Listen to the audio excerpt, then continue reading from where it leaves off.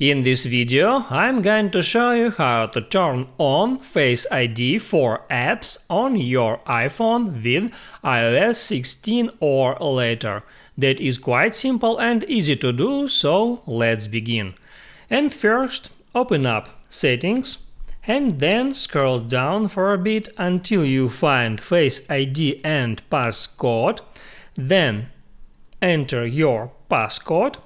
And here you can find other apps. Just tap on it, and there you can find the list of all apps that have access to Face ID or the apps which send access request. And here, for example, I can see that Authenticator access is not enabled. I can tap on that switcher to enable it. So from now all the applications have access to Face ID feature.